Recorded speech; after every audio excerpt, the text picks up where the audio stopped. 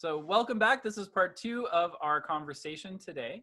And if you didn't join us for the first part, we talked about mental illness in the church. Be sure to go back and watch that video. Now we're going to move on to the next question we have, which is church and politics. We hear a lot about separating church and state. But what exactly is the role of faith in the political life? How do we think about politics in church? Do they mix? Is it like oil and water? They don't mix? What do you all think about that, especially given where we're at in our country politically? And by our country, I mean the United States of America. But more broadly, there's global conversations happening about rights, about the pandemic, about race and legislation. So I'd love to hear your thoughts on, as religious leaders, what for you is the role of faith and politics, and how do the two interact? No pressure. Just a light question. I'm just going to throw out a brief thesis to get us started. That our calling as pastors is to help people become the best disciples of Jesus Christ they can be in all aspects of their life, which includes their political life. So Mike, for you, it's about like being a whole person includes being a political person as well. Is that what you're saying? I'm saying the individual Christian doesn't, put their politics away when they come to church, and they don't put their faith away when they come to their political life. My goal as a pastor is to help people integrate faith into everything. Okay, so integration is key for you. Mm-hmm. Okay, cool. All right, so this is where I'll go. I had said that I have a very different view than most clergy people. And I have no problem if my church people watch this, because I say this openly from the pulpit. My famous phrases, and my associate pastor, I had said that we were doing these videos, and I had said that one of the questions that we were going to talk about was politics and religion. And she looked right at me and she says, "It's not our job to tell people who to vote for," because that is my famous line from the pulpit, that it's not my job to tell you who to vote for, but that it's my job to tell you to go and vote.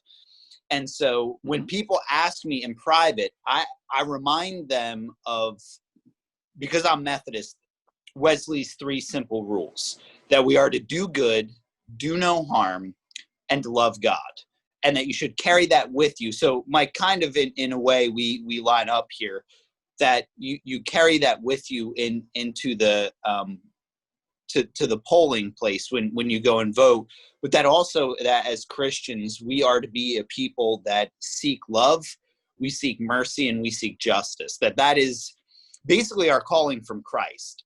But I'm not going to, from the pulpit, tell you need to go and vote for this person. At one of the previous churches that I have served in the past, because I'm at number 3 in my time of being a pastor, they used to put out documents as to, this person believes in this and this person believes in this. And I started throwing them away.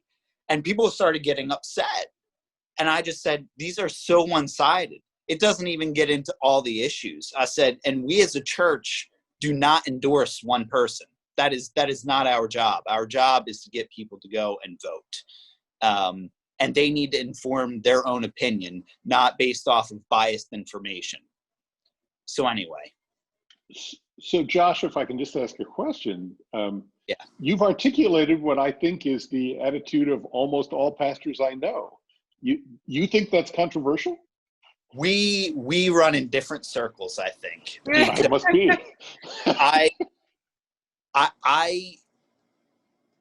My background is Bible college, right? And so I can tell you that is not the attitude of many of my friends, and many people that I went to undergrad with.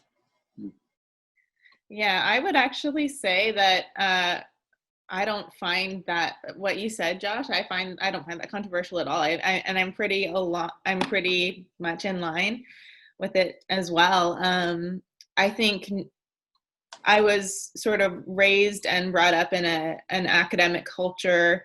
I don't want to get too jargony, but my favorite theologian is Karl Barth, which is not a surprise given where I went to school. But I mean, Barth's whole focus, and really what I understand to be the Christian way, is to prioritize following Christ, and then to make one's decisions in all areas of life, as Mike said, including political life, from that following. Now, how that happens, people are all along the political spectrum doing just that, because it's not cut and dry. It's not obvious. Although every person on that spectrum thinks that their way is the obvious way and the Christian way. But I think that if we're being honest, the Bible, Christianity, can be and has been interpreted in so many different ways. And really, if people are following Christ, that's my goal. That's my highest aim, and what I try to preach.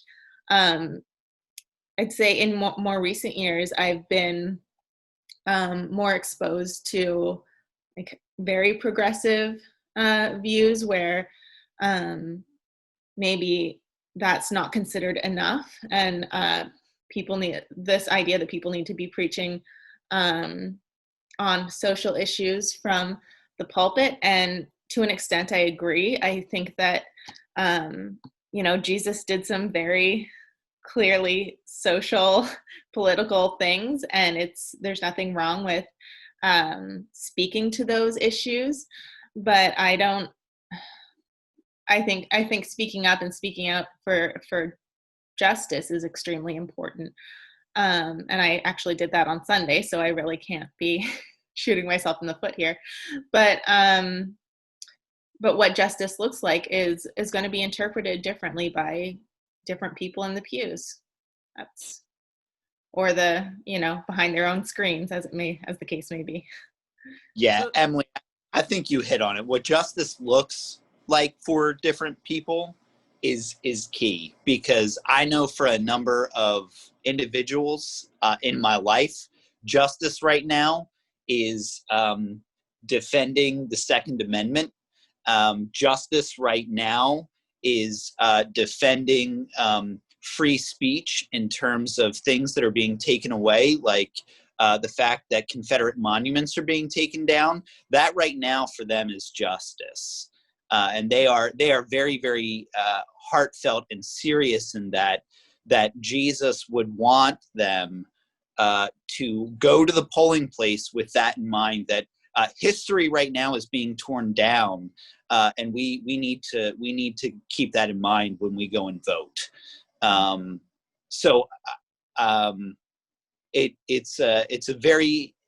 This question to me, and that's why when I prefaced it with, I have a very different answer than many of my colleagues and friends. I know that if my colleagues and friends watch this, a number of them are going to be very upset at me, very angry at me, and it is what it is. So it sounds like, I'm hearing two really distinct but clear things. One is that there's really no such thing as a separation of faith and politics as a person. Like how we think about the world, how we engage the community, how we think about all these big deal things should, and indeed does, stem from how we view faith, virtue, how we view compassion. And the second thing, so that seems to be pretty reasonable, right? That the idea that somehow we can separate our faith at the polling station, it's not coherent. It doesn't make sense, because like how we view a faith shapes the way we see the world, shapes the way we see community, shapes the way we see people, and all the other stuff. Well, yeah, Brendan, I think you hit on it. It's about morals. Mm-hmm. And for me, faith is what drives my moral compass. And for a lot of people in the pews, that's how we get our moral compass. Yeah, which is so helpful, because that brings me to the second point that I'm hearing is So there's a thing like the fruits of the spirit. So if you've ever been to Bible camp or grew up in the church, you might have heard it's a list of the attributes of a spirit-filled Christian, or the attributes of what it means to live a faithful life. And the list is really a great list. Go Google it. I'm not going to jump into that too much, but what I noticed about that list is that every attribute of a faithful Christian is or requires relationship, that you can never do any of those things alone. It's always a communal effort. And that's interesting. I led a class on politics, political theology. And the first thing we talk about is we define politics as a conversation or a process of forming common life in community. That's what politics is. Anytime we form common life. So arguing over a potluck and figuring out who does the chairs and who sets up and takes down is a political act, just as much as like voting for Congress. But this leads me to the second point, which is church is actually a place where we get to learn what it means to be just, what it means to be kind, how to live out love in a communal sense. That actually, from what and you guys can tell me if I'm hearing it right, is that church is a springboard for thinking about morality, thinking about communal formation. And actually, one of the church's job is to always be political in the sense of forming community well, but maybe never to be partisan. And so does that sound right, that actually our job is in some way to form a moral compass or talk about what does justice look like in the context of our communities? How do you all feel about that? Was that a good summary, or am I way off? I really like what you said. I think that our notions of justice have to be grounded in our notions of love, and that we should do everything we possibly can to emphasize the humanity of those who disagree with us. What tends to happen in conflict, certainly in war and in many other kinds of conflict, is that we stop thinking of the people who disagree with us as human beings with which we have something in common. And that happens at all kind of propaganda levels. It can also happen in arguments. It has been said that you can pretty much stop any conversation on the internet by throwing in a reference to Hitler or Nazis. And I also think, words like racist or sometimes liberal and conservative, or even if you pull out an idea like the Bible says in a definitive manner, we're using that as a bludgeon rather than an opening. Those can be conversation enders rather than conversation enhancers. And we should be careful about that. So one job of the church is to actually have conversation well in a time when conversations are not going well. Exactly. In fact, we're one of the few places where people from different economic groups, different political parties, sometimes even, God willing, different races come together and can talk about other things. Those spaces in our society are, I think, decreasing rather than increasing. Yeah, I'm on board with all this, and at the same time, I feel like there's something in me that's like that common phrase, the job of the pastor is to comfort the afflicted and afflict the comfortable. I hate to throw in all these cliches, but I'm just like, yes, it's about guiding people, to and in the way of Christ, and walking alongside them in that. But also, that doesn't mean that we don't necessarily challenge people. So I will say racism from the pulpit.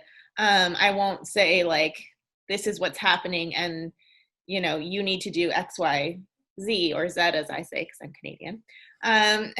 But I won't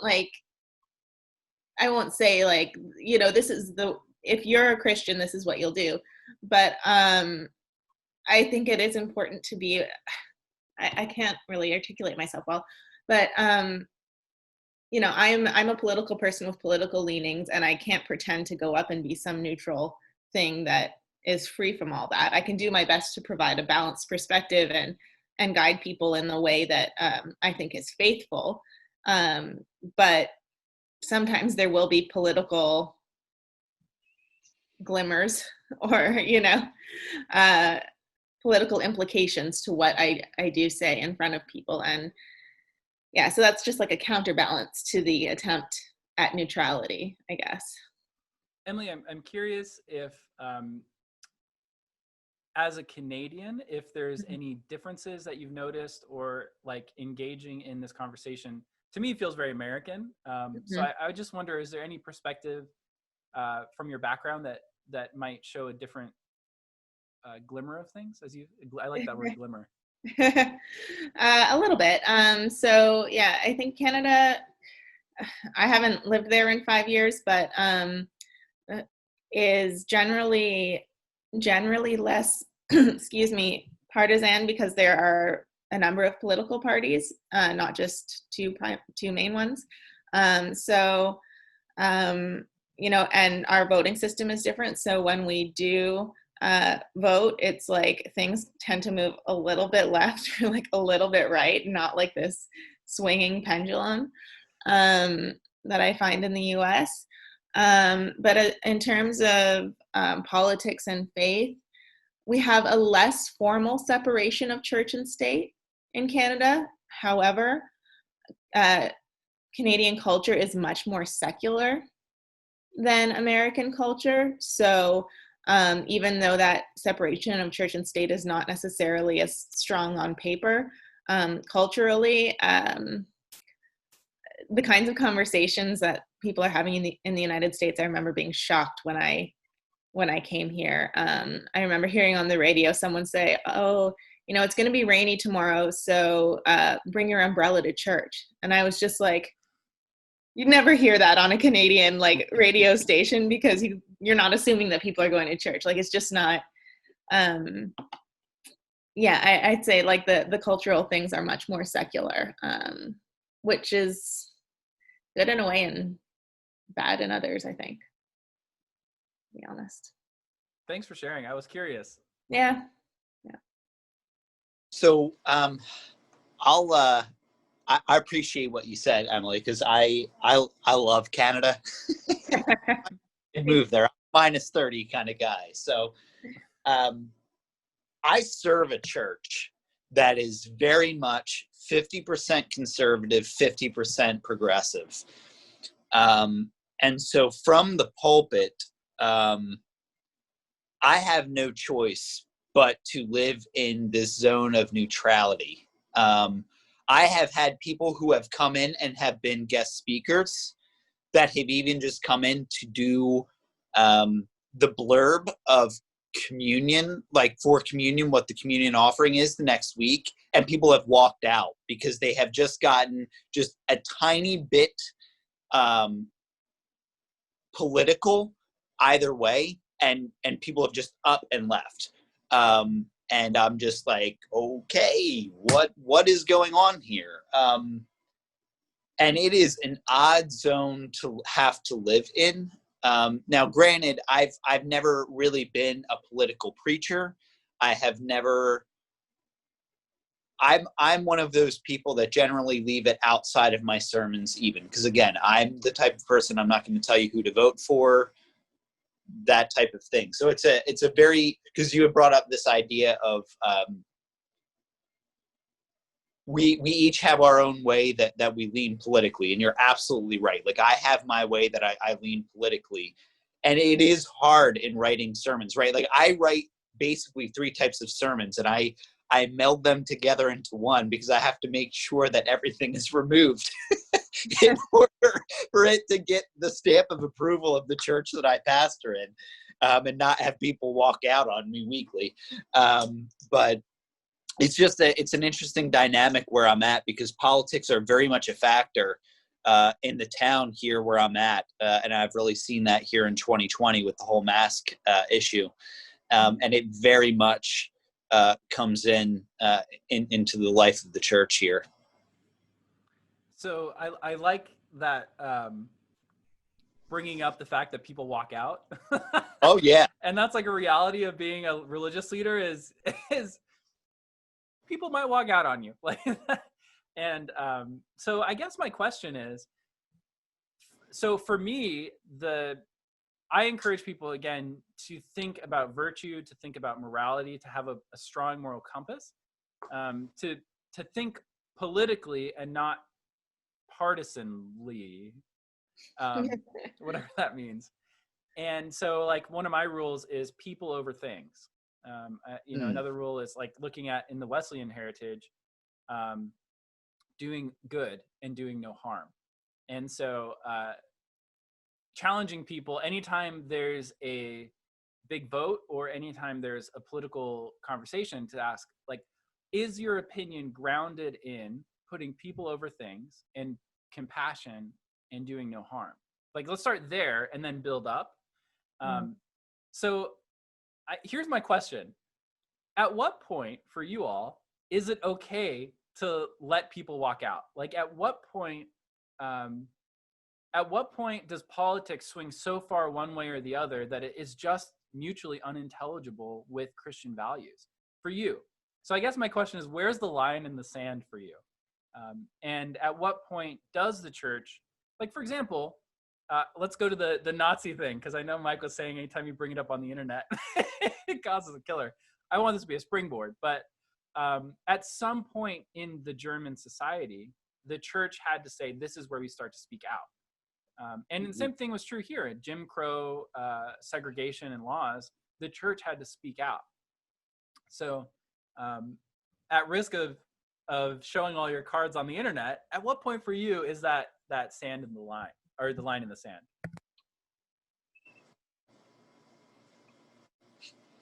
Do you want me to go first since I'm the one that brought it up? Sure, we can come to your church and start tearing down statues. Yeah. For me, I never have an issue when people walk out, because for me, you have to be willing to engage in the conversation after, right? That's the hard part. And I'm willing to do that. You know, I've often found that the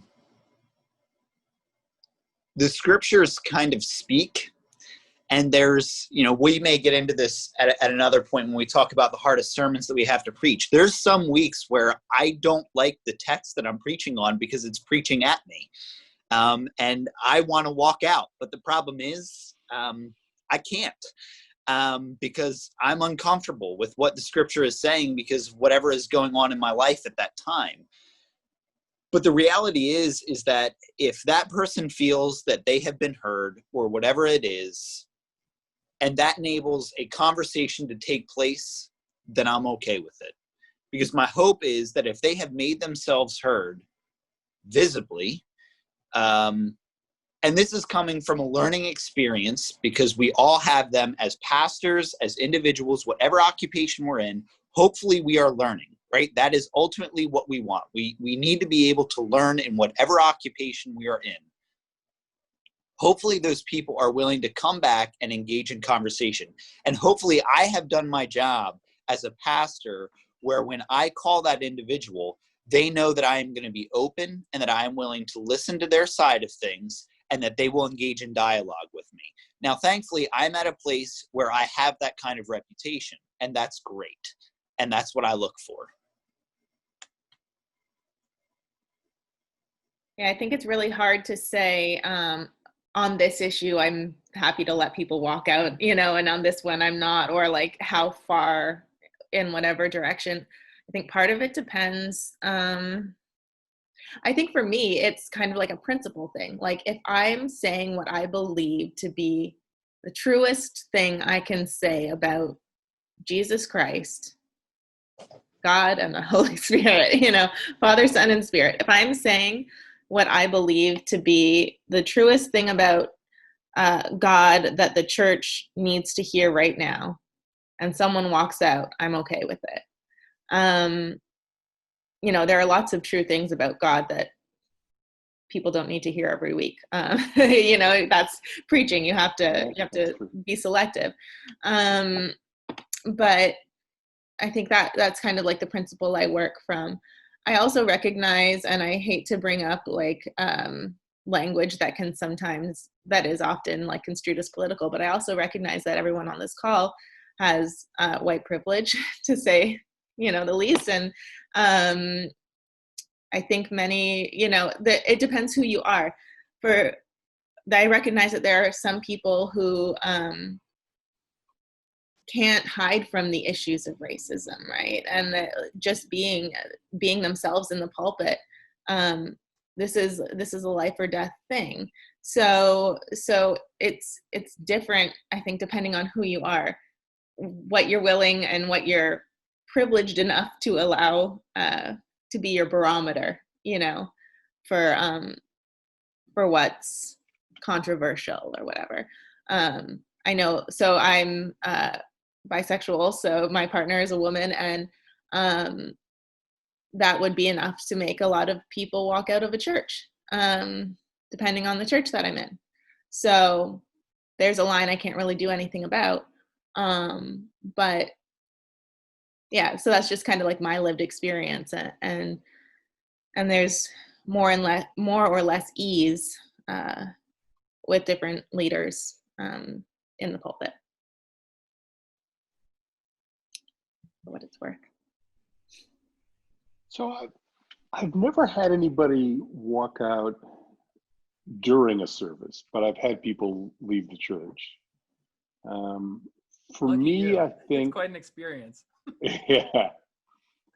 For me, I think part of the reason that can work is that I pick the things I'm going to speak strongly about very carefully, and I try and make my case from the Bible as solidly as I possibly can.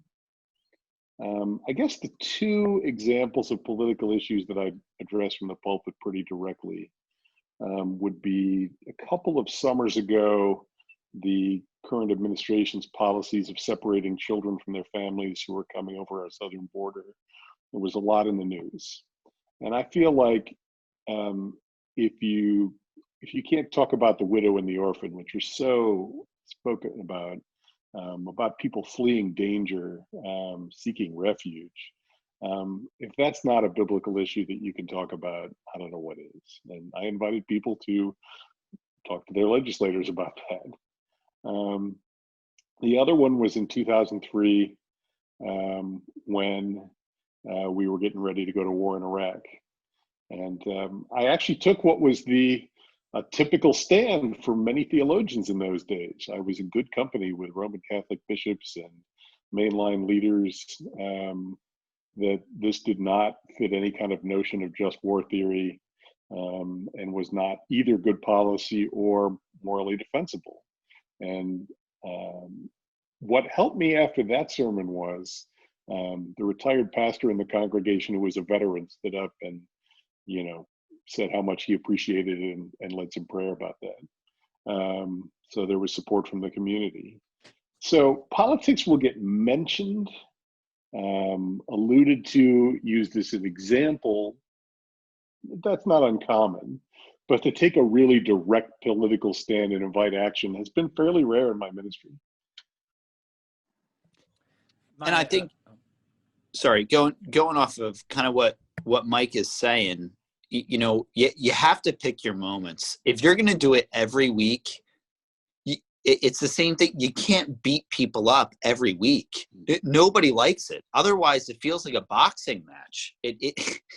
Nobody, people work 5 days a week. The last thing they want is every Sunday, or in our case, Saturday or Sunday, going to church and then feeling like it's another work day because they've been beat up for 12, 15, 20 minutes. You got to pick your moments.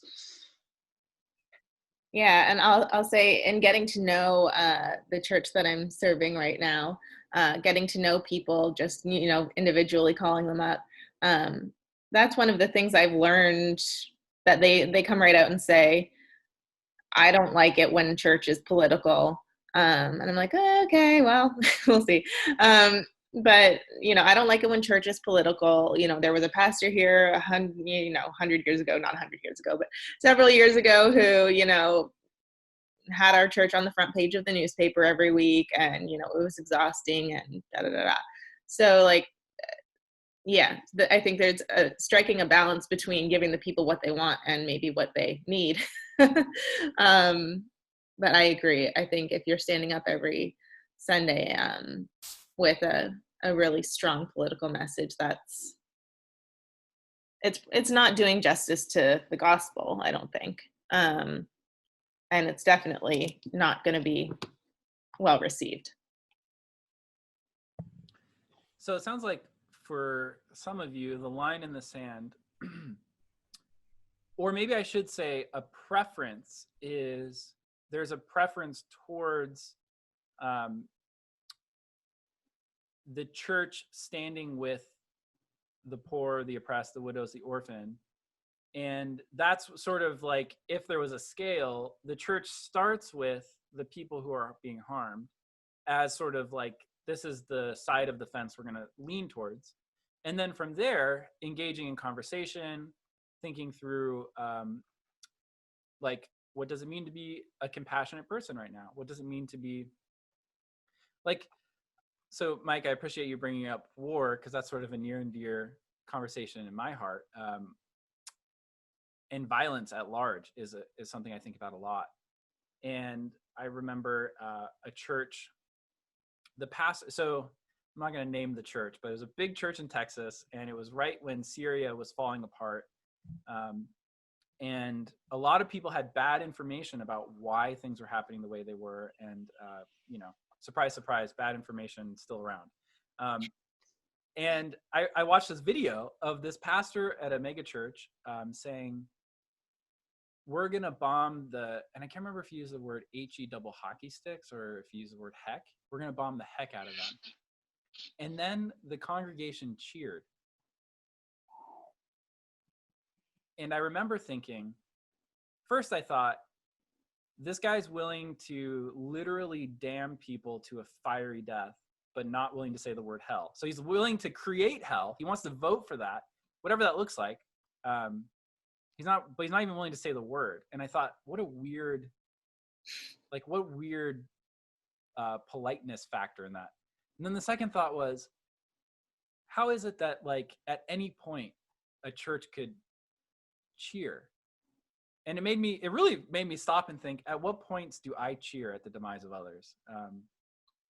And is it ever okay, even under the most justified situation and circumstances, is it ever okay to cheer for the destruction of another human? You can only cheer for that if you don't think of them as a human being that is like you.